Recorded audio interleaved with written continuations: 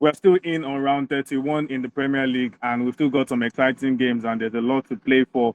Getting straight into it, Victor, Brentford have only one win in their last 5 league games, but will they be able to win away from home against Leeds?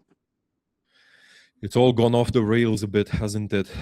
They lost to Brighton, they drew against Bournemouth, against Wolves, out of the FA Cup against West Ham. That was poor, and it was all going so well.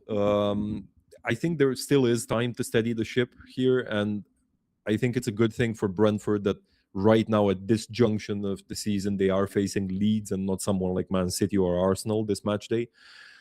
This is a very good opportunity for them to start a run of wins here, and I think they will take it. I do think they will win at Elland Road.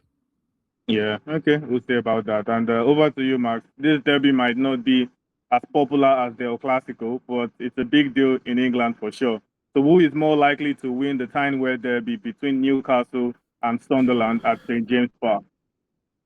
Honestly, it kind of feels like nobody, because if you look at the recent Newcastle home games, they have lost, win, lost, win, lost, draw. They're just playing for fun, I don't know. And after the recent game against Barcelona, they're demoralized for sure. And I kind of feel like Sunderland's probably not losing, but when you look at their recent game on road, they lost to Port Vale. So both teams are definitely not in their best form. And I do expect a lot of cards here, maybe 1 or 2 goals that will decide the result. But if you ask me, I would probably say Newcastle is a slight favorite, but I wouldn't be shocked with a draw for sure. Okay, we'll see. And back to you, Victor. Aston Villa have lost their last 3 league games in the Premier League, but will they be able to return to winning ways against West Ham? Somehow I feel like this one might be bigger for the relegation battle than for the top 4 or 5.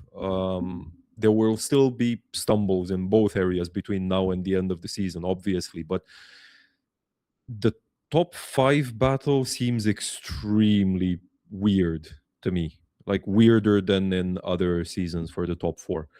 Villa themselves, they are such a far cry from the team they were back in November and December, and Nuno must be fancying his chances, especially since West Ham, their form is rather pointing towards survival much more than relegation.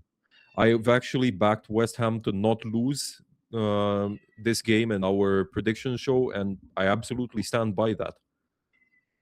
That's a bold one, anyways.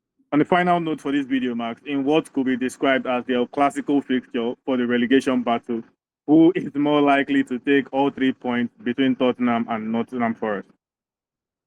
I mean, honestly, after the game against Atletico, if at least the half same team of Tottenham comes on the pitch, they can score at least 5 against Forest, because against Atletico they've been doing decent. Xavi Simons showed up as a world-class player, but when you look at their Prem form, you know they're not winning in Prem in 2026, and that kind of makes my mind, because when you look at Spurs at UCL, they're a decent team, but when you look them in England, they're just terrible.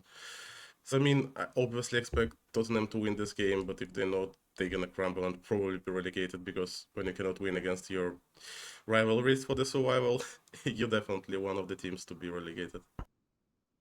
Yeah, definitely. And one thing we've learned from or ahead of round 31 is that there will be a lot of implications for the relegation battle. Maybe not much at the top, but in the top 4 race and the relegation battle, we might definitely see a lot of narratives after this game week, and we'll be sure to discuss everything and all the best bits as they happen.